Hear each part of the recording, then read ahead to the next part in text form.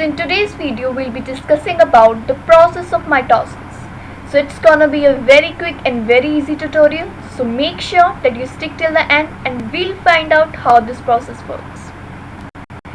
So at first comes the question कि ये mitosis process होता क्या है. So mitosis basically एक process होता है जिसकी वजह से जो सेल होता है वो अपने आप को डुप्लीकेट कर पाता है. डुप्लीकेट करने का मतलब अपने जैसे आइडेंटिकल, मतलब कि जेनेटिकली आइडेंटिकल सेल्स को प्रोड्यूस करना.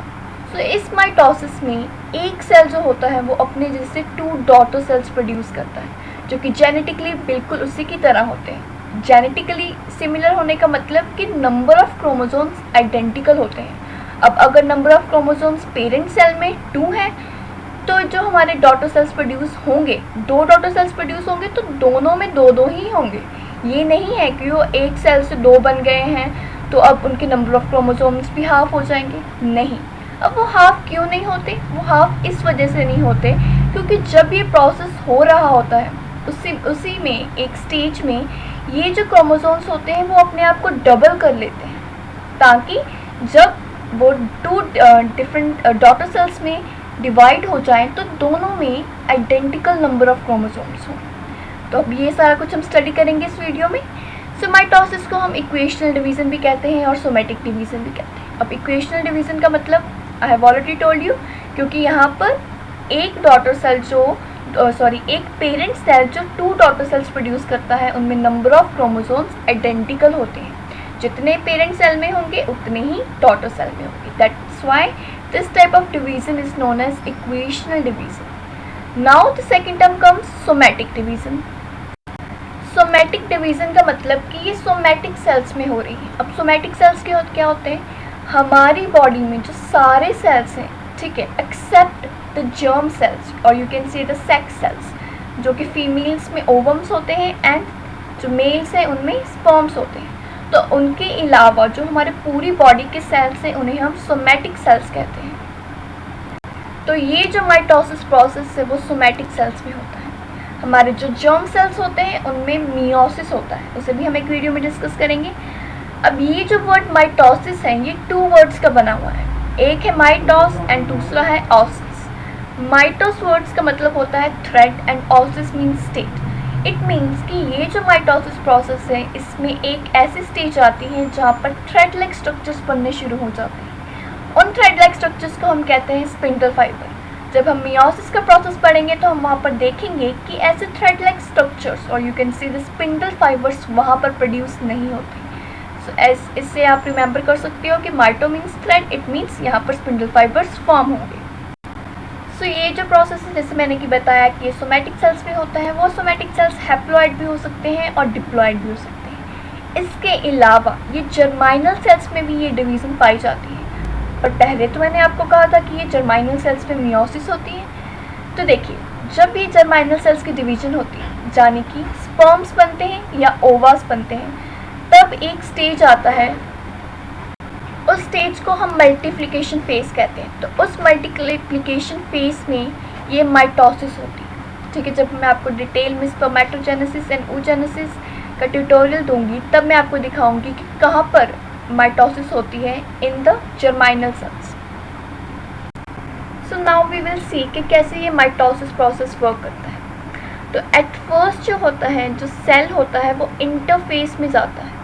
ठीक है, इंटरफेस के बाद आता है हमारा प्रोसेस माइटोसिस. तो जो 90% ऑफ द टाइम है वो इंटरफेस में सेल की ग्रोथ होती है. यानी कि जब वो इंटरफेस मतलब कि रेस्टिंग स्टेज होती है. अब इसे रेस्टिंग स्टेज क्यों कहते हैं? क्योंकि यहाँ पर कोई भी एपरेंट चेंजेस हमें दिखाई नहीं देते. ठीक है, कोई भी एपरेंट चेंजेस नहीं होते, बट यहाँ पर डीएनए की रेप्लिकेशन हो रही होती है. ठीक है, तो 90% of a cell's life consist of this phase, that is interphase. इस इंटरफेस में हमारे पास 3 फेजेस होते हैं. The first one is G1 phase, the second is synthesis phase and the next is G2 phase और growth phase. Okay, so the G stands for growth and S stands for synthesis. अब G1 phase में क्या होता है कि जो cell है, ठीक है, अभी देखो उसने एक हमारे पास सेल है. ठीक है, ये एक मान लीजिए एक सेल है. अब इसने 2 सेल्स में अपने आप को डिवाइड करना है. अब अगर 2 सेल्स में डिवाइड करना है तो उसमें जो जो ऑर्गेनेलिस प्रेजेंट होती हैं, ठीक है, आपको पता है कि सेल में कौन कौन सी ऑर्गेनेल्स प्रेजेंट होती हैं, तो उन सबको भी तो डबल करना पड़ेगा, तभी तो वो दोनों डॉटर सेल्स एक कंप्लीट सेल्स कहलाएंगे, राइट। सो G1 फेज जिसे हम ग्रोथ फेज कहते हैं, यहाँ पर यही चीज़ होती है कि जो सेल है वो ग्रो हो रहा है, ठीक है, अपनी ऑर्गेनेलिस को डबल कर रहा है, बट यहाँ पर DNA डुप्लीकेट नहीं होता, ठीक है। जब हम माइटोसिस प्रोसेस पढ़ रहे हैं तो माइटोसिस में DNA और वी कैन से क्रोमोसोम्स की इंपॉर्टेंस होती है, बट यहाँ पर वो रेप्लिकेट नहीं हो रहे हैं, वो डुप्लीकेट नहीं हो रहे। वो कहाँ पर डुप्लीकेट होते हैं, वो सिंथेसिस फेज में डुप्लीकेट होते हैं, ठीक है। जैसे कि मैंने आपको स्टार्टिंग में बताया था कि अगर पेरेंट सेल में 2 क्रोमोसोम है तो जो डॉटर सेल्स प्रोड्यूस होंगी उन दोनों में भी 2 क्रोमोसोम ही प्रेजेंट होंगे, तब उसे डबल करना पड़ेगा ना, इसके लिए उसे 2 से 4 बनाना पड़ेगा, तभी तो डॉटर सेल्स को वो 2 दे पाएगा। वो सब चीज़ जो है वो सिंथेसिस फेज में होती है। यहाँ पर ऑर्गेनेलिस में कोई चेंज नहीं आता, बस DNA की डुप्लीकेशन होती है। उसके बाद आता है द फाइनल ग्रोथ फेज जिसे हम G2 फेज कहते हैं। यहाँ पर अब देखिए हमारे DNA ऑर्गेनेलिस भी काफ़ी हद तक डुप्लीकेट हो चुकी हैं, DNA भी डुप्लीकेट हो चुका है, तो जो भी रह जाता है, ठीक है, जो चीज़ें अभी डुप्लीकेट नहीं हो पाई हैं तो वो सब इस फेज में होता है, ठीक है। इसके बाद जो सेल है वो अपने नेक्स्ट फेज में जाता है जिसे हम माइटोसिस कहते हैं। अब इस माइटोसिस में हमारे पास प्रोफेज होता है, हमारे पास मेटाफेज है, एनाफेज है एंड टेलोफेज। ये तीनों प्रोसेस को हम मिला के कहते हैं माइटोसिस प्रोसेस। इस माइटोसिस प्रोसेस के बाद होता है साइटोकाइनेसिस। साइटोकाइनेसिस मतलब कि जो ये माइटोसिस होता है, ठीक है, माइटोसिस में क्या करना कि एक डॉटर सेल्स को 2 डॉटर सेल्स में कन्वर्ट कर देना, बट वो जो 2 डॉटर सेल्स होती हैं वो एक दूसरे से जुड़ी होती हैं, उनका साइटोप्लाज्म सेम ही होता है। तो साइटोकाइनेसिस मतलब उस साइटोप्लाज्म को भी अलग कर देना ताकि ये जो 2 डॉटर सेल्स प्रोड्यूस हुई हैं ये अलग हो सके, ठीक है। So that is how one parent cell is converted into 2 daughter cells. So this mitotic phase consists of only 10% of the cell's life. As I already told you, 90% consists of interphase. अब हम इस mitosis process को detail में देखेंगे कि prophase में क्या होता है, मेटाफेज में क्या होता है, एनाफेज में क्या होता है, टेलोफेज में क्या होता है, साइटोकाइनेसिस में क्या होता है. तो देखिए ये हमारा एक सेल है, ठीक है. ये जो यहाँ पर प्रेजेंट है इसे हम सेंट्रियोल्स कहते हैं. ये सेंट्रियोल्स सिर्फ एनिमल सेल्स में ही प्रेजेंट होते हैं, ये हमारे प्लांट सेल्स में प्रेजेंट नहीं होते. ये जो आपको लेयर दिखाई दे रही है, ठीक है, ये हमारा न्यूक्लियर मेम्ब्रेन है, ठीक है. ये जो हमारा फाइबर दिखाई दे रहा है इसे हम क्रोमैटिन फाइबर कहते हैं. इसी क्रोमैटिन फाइबर ने कंडेंस होके क्रोमोसोम्स बनाने हैं, ठीक है.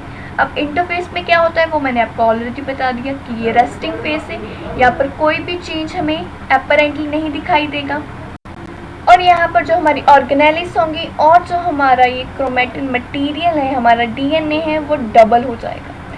अब हमारे पास माइटोसिस का फर्स्ट प्रोसेस आता है, स्टेज आती है जिसे हम कहते हैं प्रोफेज. इस प्रोफेज में हमारी जो ये जो न्यूक्लियर मेम्ब्रेन होती है, देखिए यहाँ पर न्यूक्लियर मेम्ब्रेन प्रेजेंट थी ना, वो अब यहाँ पर क्या होगी, ये डिसोसिएट होगी, ठीक है. ये जो यहाँ पर सेंट्रियोल्स प्रेजेंट थी, ये सेंट्रियोल्स देखिए अभी ये एक दूसरे से दूर जाने लग पड़े हैं. ये अल्टीमेटली यहाँ पर पहुँच जाएंगे इक्वेटर पे, ठीक है. तो एक दूसरे से दूर जाने लग पड़े हैं. अब ये जो क्रोमैटिन फाइबर था इसकी कोई शेप नहीं थी, ये धागे जैसा मटीरियल था. अब इसने एक डिस्टिंक्ट शेप एक्वायर कर ली है. So by the end of prophase, जब ये प्रोफेज खत्म होने वाला होता है जिसे हम लेट प्रोफेज कहते हैं, तब तक ये ऐसा स्ट्रक्चर आ जाता है, यानी कि यहाँ पर ये एस्टर रेस, ये छोटी छोटी जो रेस यहाँ से होती है इन्हें हम एस्टर रेस कहते हैं, और ये जो बड़ी हैं इन्हें हम स्पिंडल फाइबर्स कहते हैं, ठीक है. ये स्ट्रक्चर बन जाता है तब तक. अब मेटाफेज, बट ये जो हमारे क्रोमोसोम्स होते हैं ये यहाँ पर रैंडमली पड़े होते हैं. I am talking about the late prophase, ठीक है. अब ये जो मेटाफेज आता है, ठीक है, मेटाफेज में पहले ये रैंडमली कहीं पर भी ये क्रोमोसोम्स पड़े हुए थे. अब उन्होंने अपने आप को अलाइन कर लेना है on a single equatorial plane, ठीक है. इक्वेटोरियल प्लेन पर वो अपने आप को अलाइन कर लेते हैं. Now in the next phase that is the anaphase, ये जो क्रोमोसोम्स यहाँ पर अटैच्ड हैं, ये जो हमारा स्पिंडल फाइबर है वो उन्हें अपनी तरफ पुल करने लग पड़ेगा.